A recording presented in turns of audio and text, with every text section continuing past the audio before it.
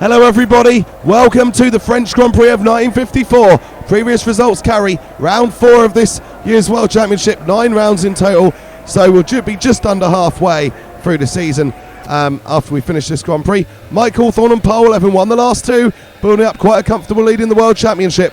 Can he extend it further today?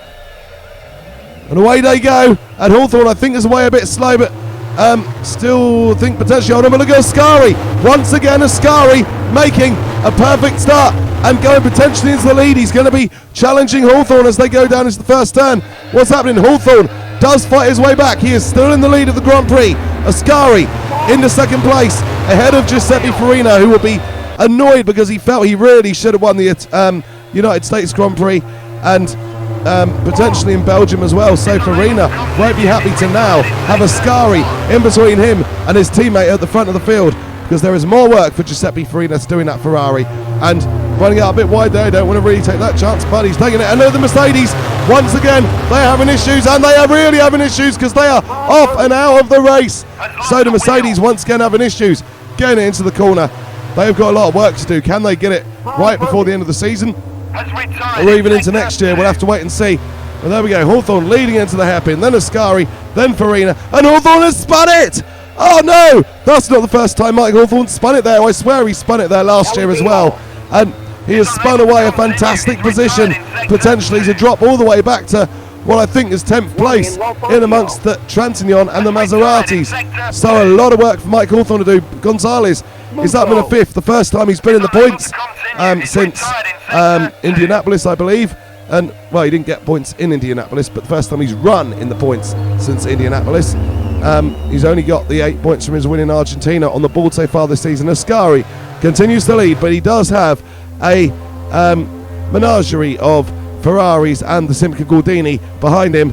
I think a menagerie is a collection of birds, so I don't know what relevance that has to Ferraris, but I'll let you guys make your mind up. Maybe the parrots have a Ferrari.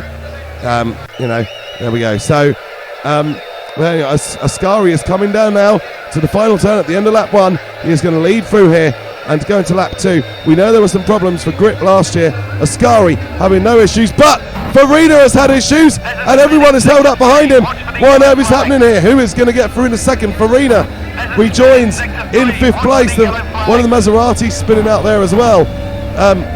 And Farina rejoins in 5th place, but Ascari now has a clear lead because they all made a mistake at the final turn. Ascari didn't.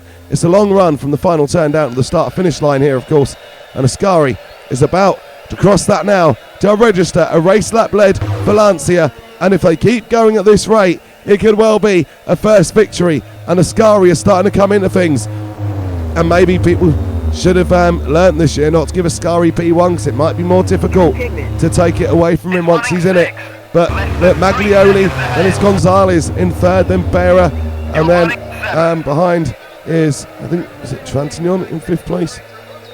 I just saw it and then I forgot, so yeah, not ideal, forgetting all these things, but Ascari continues to lead, and look at the gap he's got over Maglioli. That's pretty comfortable, as long as there's no major issues, merit or errors for Ascari. That is looking pretty comfortable. Nobody is going to pass him already in this race on pure pace. They're going to have to do something special, I hope, for a little bit of luck.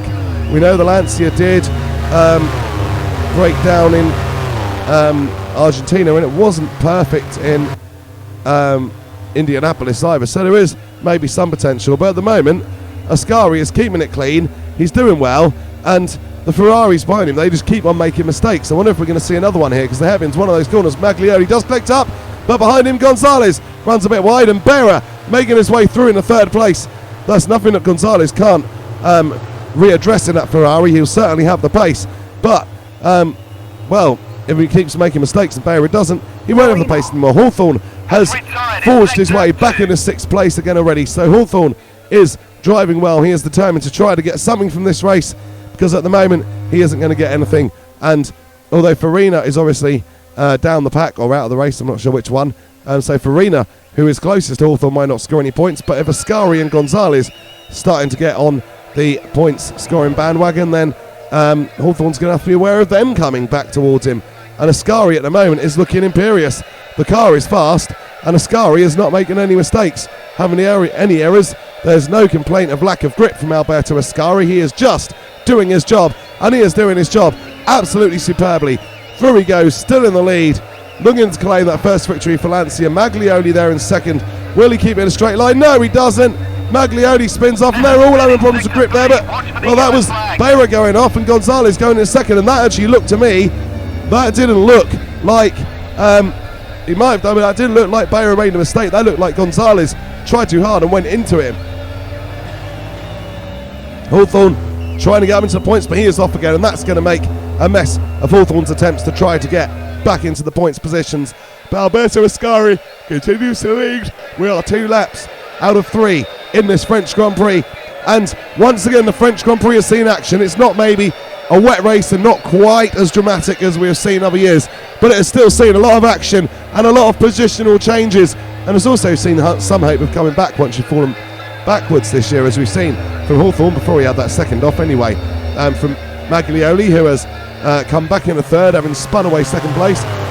Gonzalez has come right back into things with second place at the moment. If he finishes there, he'll have everything to be pleased about, because it will put him ahead of his teammates again, and that is the thing that he needs. And that is a Ferrari that's not quite as quick now. I think that's Manzon.